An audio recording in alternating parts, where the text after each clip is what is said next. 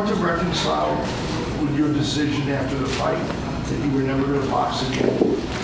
And when you look back on it, why was that decision the right thing to do? Well, first of all, you're trying to say that you think that I retired too early because all this money is being made now. Well, we'll get to that in a second, but yes. No, I believe that I made a wise decision. I think that I think that I proved to the world that, I had nothing really to accomplish anymore. I had the opportunity of fighting all the best fighters in the world and giving them the opportunity to control me. And to be able to walk away from the game was something that you really loved. This was my heart. The boxing, I walked it, talked it, sleep it, and I just tried not to look at it. But other than that, I think I made a wise decision. Why do you think it's difficult for a lot of other fighters? It seems to let go of the ghost. They can't do that. Why were you able to? And in your estimation, that some others can't? Well, basically, I think that you realize that you have to go on. Life goes on, and I think that you have to find something that interests you after you finish the boxing game. I think that a lot of fighters, that's the only thing that they know. So they're stuck basically with their boxing because they don't know anything else. Can you draw a correlation between acting and competing in the ring? You're performing, right? Right. What I like about it is that, it's not real. At least when you get punched, man, it's not real. And the fun part is even when you die, you can come back. So it's a lot of fun, I have a good time acting because I'm like a little kid in a candy store, when you're acting and everything. And just trying to remember your lines is probably the toughest part. But other than that, man, it's a lot of fun. How many times have you died? Well, only one time, but I died 2 times in one day. I couldn't believe it. Have you studied acting? With some people, there's the derivative of the method and so forth. So many people teach it. I think basically with that happened by me working with other, like the PSAs and doing the Pizza Hut and doing the Pepsi Colas and whatever like that. All that stuff that kind of led to me of figuring that I wanted to become an actor. Well, my manager also told me too. He said, "I think you're going to be a damn good actor." I said, "Well, we hope so. At least it's better than getting punched, right?" Absolutely. Marvin, actually for me, when he's calling himself the best ever, do you think he's the best ever? It's a big statement. I think that really it's too early to tell. I think when you talk like that, it's after when the fighter finishes their career. Then you can determine whether or not they were great, good, or one of the best. That's how I feel. So it's too early right now for me to say. Today, who do you think is the best ever?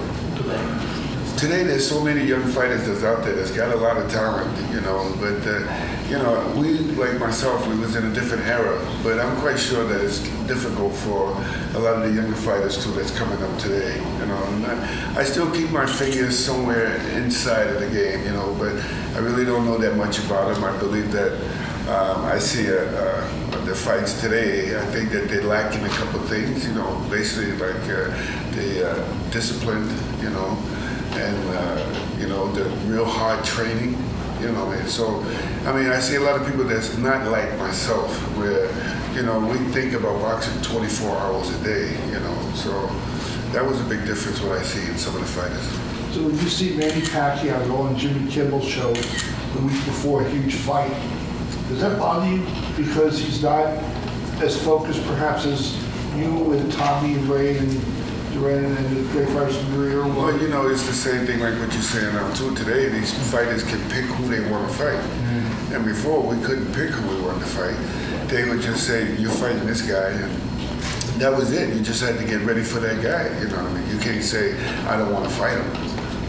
It was just that you had to fight him. And with me, on my story, it was that I had to fight all the number 1 contenders. Every time I turn around, there's another number 1. There's another number 1. Or either they're going to strip you of the title or whatever. Always threats, So it was a big thing, but it all worked out in the best for me in the long run because each fight I felt as though that I was getting better and better and better, and fighting tougher and tougher and tougher opponents.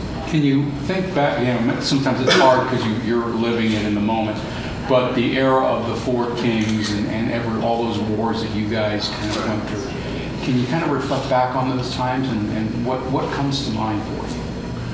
Well, the Four Kings, I don't know about all that, but I just think that just fighting Tommy Hearns and Leonard and Duran or whatever, I'm glad that happened at the time of my era, so that when I retired, you have something to look back on, and that what the fans will remember.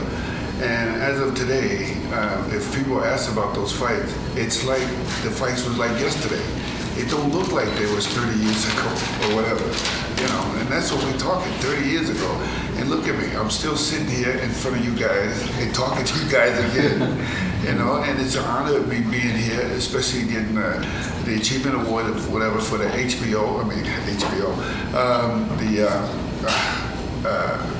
what am I talking about? The Boxing Hall of Fame. So that's a big achievement, and I'm so thrilled, really. I really don't have that much to say about it because I'm speechless in a sense for that. But I'm so proud, man, to receive an award here tonight. Is those moments you mentioned that the fans remember everything that went down 30 years ago?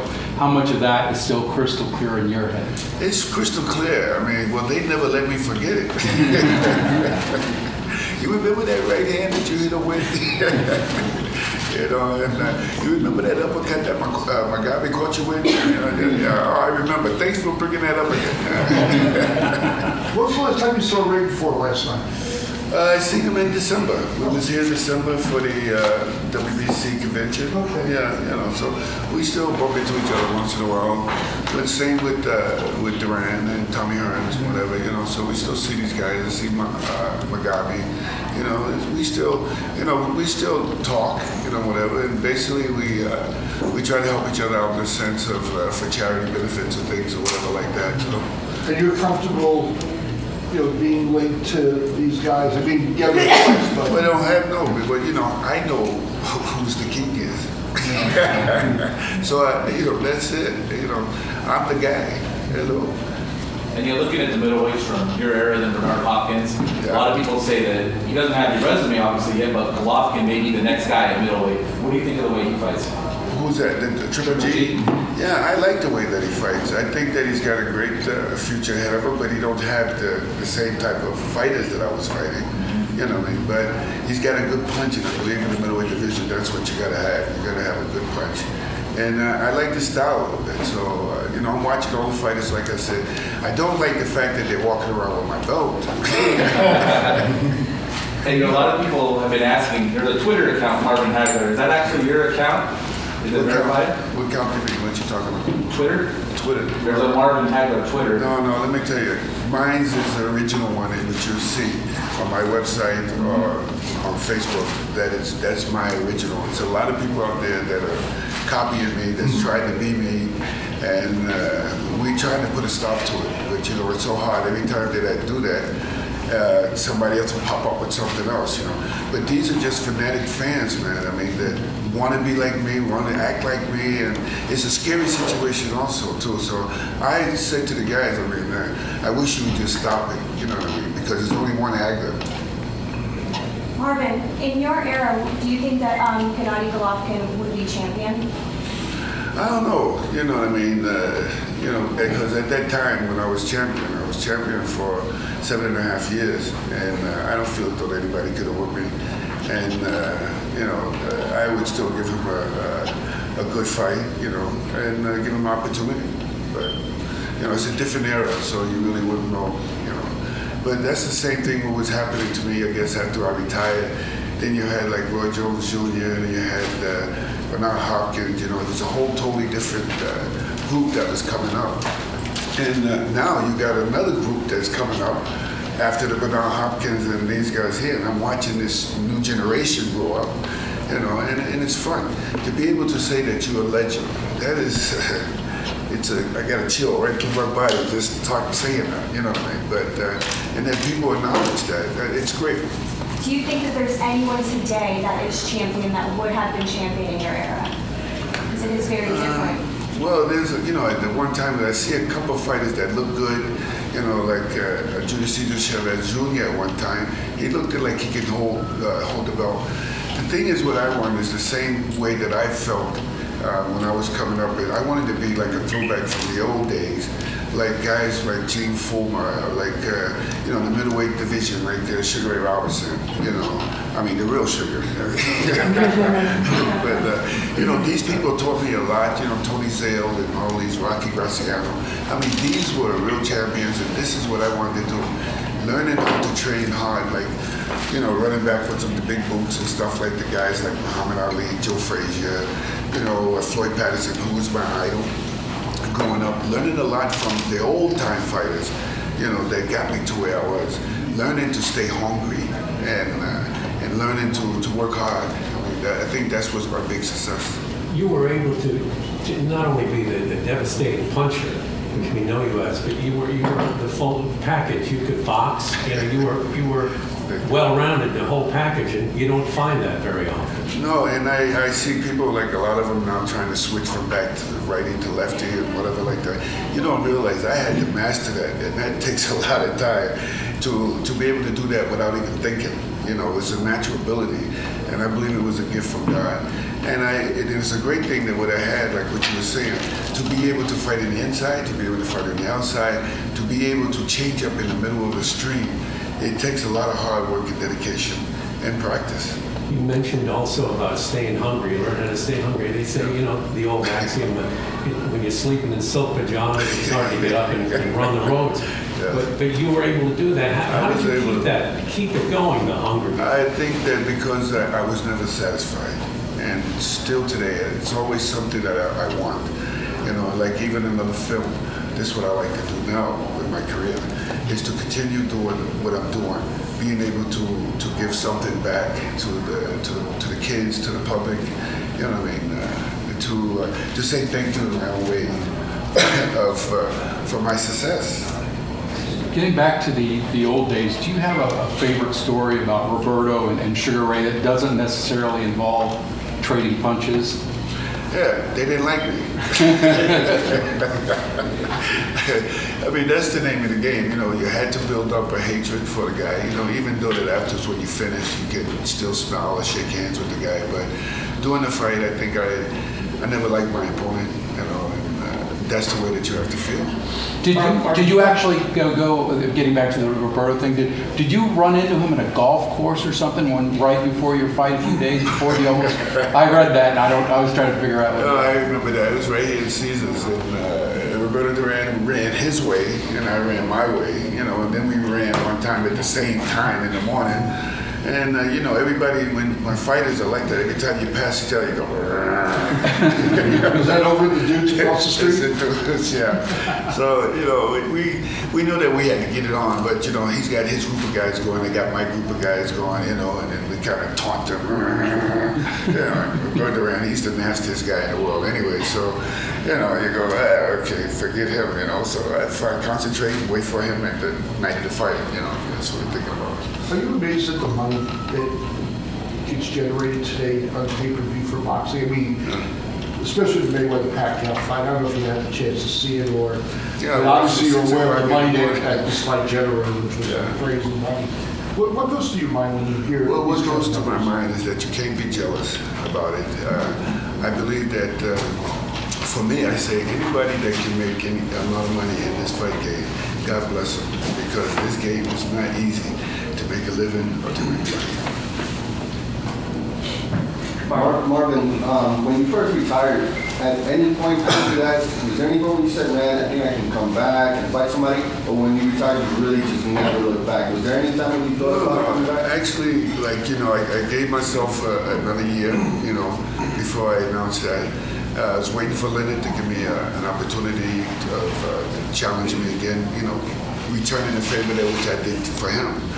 But I knew that he was going to say, you crazy, man? So I decided that I was going to move on, do to find a film, find another career. You know, I needed more time to practice that, and in another 5 years, I can be a great actor. That's the way I was looking at it. And while you're still young, you know what I mean? So, you know, you can still keep your body in shape and your mind in shape. And I was very fortunate, I think, to lead the game with all my senses and things together, and to be able to go on something else and to learn something different, you know. So, no, I think it was really a sad day, I would say, when you have to say goodbye to something that you love, man. And when I thought about it, you know, a lot of tears came to my eye, and just the thought of you thinking that you ain't gonna put the gloves on no more. I mean, it's, you know. Nowadays, I want to also ask you, nowadays catchweights seem like they're a very popular thing. Right now, there's a fight that's about to be built up for a middleweight title basically being fought as almost junior middleweights. What's your take on, you know, your middleweight title that you once had being fought at 155 and not to defend it? Do you see that as a well, I mean, after I left from India, they started this thing here with the junior welterweights, junior super welterweights, super middleweights. I mean, what is this? I mean, you know, they put in more division because these guys don't know how to train hard, how to sacrifice, how to make the weight. You know, only for 2 pounds you move up another one. What's the difference in having 4 or 5 different belts when you're still getting the same pay? So it didn't make any sense to me. So, you know, but I was glad in the sense that I would like to see, I think, if, you know, before I die or whatever like that, that what we can do in order to bring back the boxing is to be able to bring all the champions together, okay, and then let them fight off each other. And then I think that would bring back the morality and whatever in boxing, that what we need, because boxing now is slowing down, a little bit dying. You see the UFC now is almost taking over. And we got some great talented boxers, but these guys are also boxers too, but they got a different, everything is street fighting. You know, you do that before you start to learn how to fight. You know, so I like to see all the champions again, a box off. You remember like the old days. And I still like to see that the number 10 ranking fighter fight the number 9, the number 9 to 8, the number 8 to 7. I mean, this here would stop a lot of people from talking about getting hurt, serious hurts or whatever like that, because now they fought their way up there, so they should be ready to take on the champion, you know. So that's what I like to see. This stuff here happen. I think that would bring back boxing. Miguel Canelo Alvarez, do you have any thoughts on that fight? They're supposed to be fighting for the WBC middleweight title. That's with, who's the other one? Canelo Alvarez, Mexican, and Miguel Cotto. Already holds the title. Yeah. Well, that's funny too. You know, still the guy's got my belt. So I like Cotto a little bit. You know, I respect his boxing too. So it's interesting to see who wins that. You know what I mean? Cotto moved up from from welterweight up to junior middleweight and then middleweight. I mean, you know, so you know, it's my title. I just hope that he represent my title the way how I represented it for these older fighters. That's what I was talking about earlier. Okay. Marvin, as an action fighter, do you feel that some of these fighters, like made them more as defensive fighters, like Floyd Mayweather, have hurt boxing for casual fans? Well, you know, I'm listening to people from all around the world, you know, over in Europe and everything. People didn't like that kind of style. People with the money that was put out there for that kind of fight, I think people was expecting a head-on-head fight, you know what I mean, for that money that was there. You know, somebody, you got a short knockout or something. I mean, this guy come out, still both of them. No blood, no knockdown, no nothing. I mean, it seemed like a ripoff right there, you know. So, you know, all in fair is, if you win, you win, which is boxing. But, you know, if you can get out of the game, like when I fought Leonard in a sense too, when I got through, they told me I lost, and I didn't even have a scratch on me. I said, this is the first time I came out of a fight, and I ain't got nothing wrong with me, and they say I lost. I said, something wrong with this picture. What do you always remember about Gennady v. Tommy here, and how it has stood the test of time as one of the greatest fights in the history of the sport? 30 years ago. It seems so funny, man, that happened like again. Yeah. People talk about it like it was yesterday, and every day somebody talks about it. What still resonates with you about the night? I mean, knocked out the first round, knocked him down, knocked him out, and Richardson? No, I think that type of fight that me and Tommy, we didn't like each other. And Tommy, I give him a lot of credit because he came to take away my title. He showed me his courage, showed me his heart, you know, showed me his skills, showed me his fighting, his punching power, you know what I mean? So I have nothing against Tommy, you know what I mean? He gave me a great fight, and I think that fight there was the highlight of my career, which a lot of people, I just remember talking with the announcer, and I says, now I just want to ask you a question. Now, am I great or what? He says, you know, Marvelous, I gotta say something. Now I can say you're a great fighter. I said, thank you. I've been waiting for you to say that for a long time. I don't remember where they were when you fought Tommy that night. I mean, it's almost like where were you when, for a boxing fan, it's like man on the moon. Everybody lets me know where they were. When they said, you know, I was in my house, or I was in my car listening to it, or you know, I was only 12 years old. You know, I said, wow, look at you now, man. This guy's about 6'6", man, and he's about 30 years old right now. Yeah. Wow. I mean, you had this kind of impact on you know, a generation of boxing fans. Well, you know, everybody says to me the same thing. They says, you know what, I stopped watching boxing after you retired. I stopped watching boxing, and it's hard to believe. But now I can see the reason why, because nobody still knows who's the heavyweight champion is. And when I ask them that, they say, oh, Mike Tyson.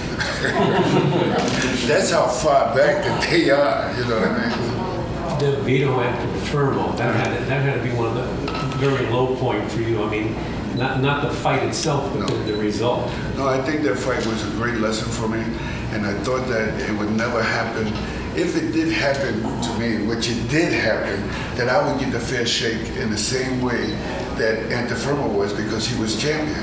In order to beat the champion, you gotta knock him down, knock him out, or beat him decisively, you know. So if you don't do that, the champion's able to keep his belt. And that's the way it goes. And I'm still seeing some of it happens like that. And some of it, I've been seeing people get ripped off. You know, so, but it was a great lesson. Yeah, right here in season. So, and my last one with Leonard was right here too, right? Unbelievable. That's what I said, you had great fights here. Right. You know, the Durant fight, Burns, Leonard, and Fermo. Well, you know, you have to, I was just thinking, like what you're saying, and years ago, before I came into the picture, there was guys like Muhammad Ali, Larry Holmes, and these people was the headline for Caesar's Palace and whatever like that. And for me to come in here and then people to recognize me, just seeing your name on the big billboard out front, I mean, that makes you shows you that you're a real champ. It seems that you grow in stature as a fighter as the years go on. I mean, people knew the sport, respected you, but it seems like you're in a special class now. I don't know. I think tonight is going to be very special, and it's going to show me the class that I'm at right now when I receive this award tonight. So I'm going to be very humble and gracious and say thank you. Did you even know there was a Nevada Boxing Hall of Fame? I didn't know, but you know what? I believe that this was overdue, long overdue. We needed that, and somebody that had the nerve to really put this together, because in Las Vegas, all the great fights been coming here and everything. So I think that it's a right place to have the Boxing Hall of Fame. Marvin, do you think Andreberto was the best choice for last Mayweather fight? If the answer is no, who you prefer for who? For Mayweather fight? You mean with Berto? Yeah. I think it could be an interesting fight, you know, but, you know, right now everybody's talking about, because Floyd Mayweather needs another fight, one more fight, the 50th fight. But you got to realize, too, that this guy is not a heavyweight like a Marciano.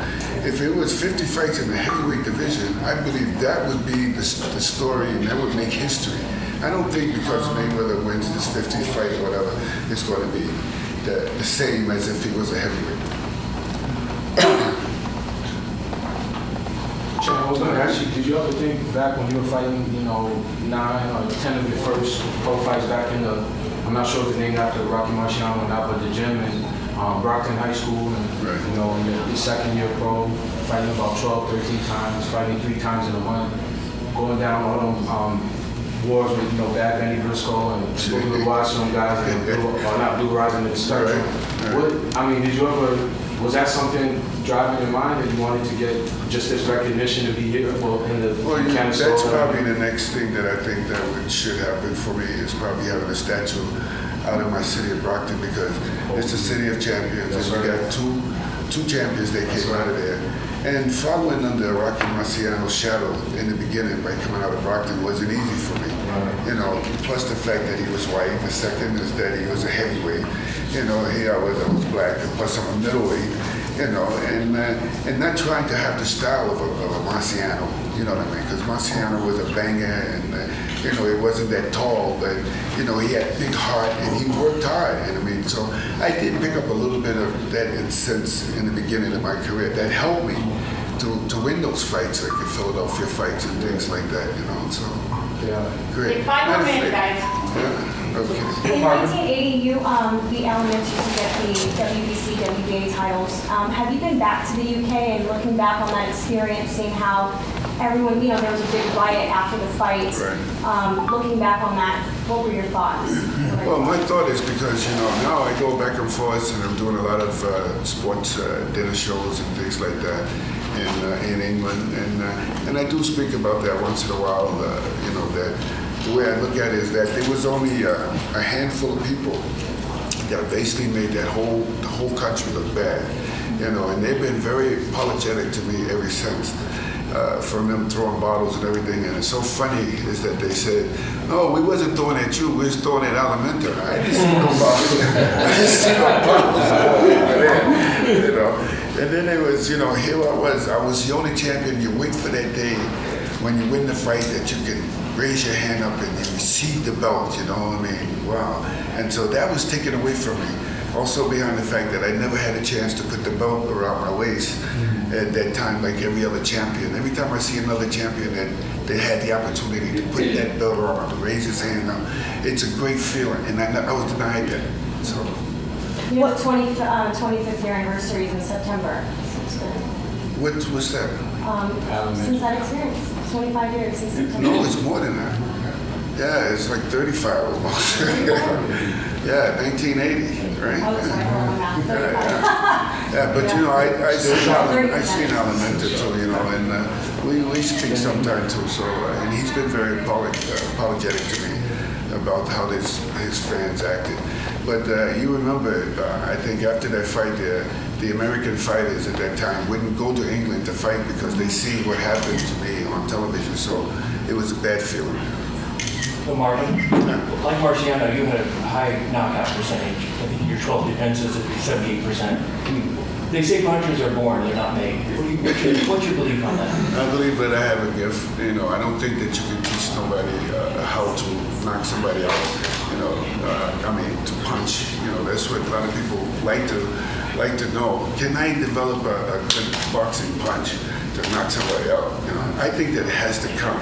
I mean, you can work hard. I mean, punching the bag or whatever like that. But some people I see too, even in the smaller weights. You watch these guys in the small weights, the featherweights or whatever. They throw thousands of punches, but they can't knock the guy out. It's so funny. It's like that. I think you have to be able to have it in you. I don't think that you can develop it. And the hardest puncher you faced? My mother. I think she made Marvin, you talked about discipline earlier about the fighters now. Do you feel that if amateur boxers were to strive to go to the Olympics to get gold, that it would help them with their discipline instead of going straight to pro? Well, I'm always looking at still at the Olympics and the fact that maybe we might find another Muhammad Ali or Sugar Leonard, you know, myself even that missed it, or by 6 months.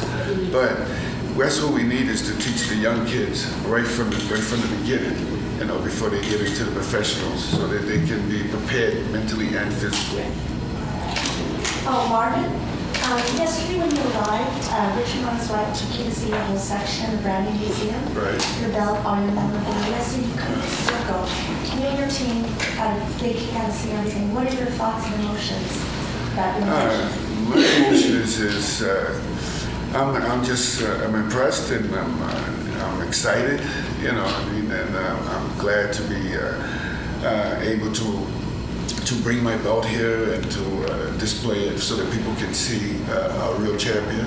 You know what I mean? And I guess that's what they want to see. Oh, that's Hagler's belt right there. Wow, wow, you know. So just seeing the thrills of that makes me feel very proud. Last question. What can you say about the Filipino box, the emergence of the Filipino boxers, particularly Manny Pacquiao? Yeah, well, I think the Filipinos, I think he did a great job for the Filipino fighters. And he might have more fighters coming up from the Philippines now because of Pacquiao. Okay, guys? Thank you.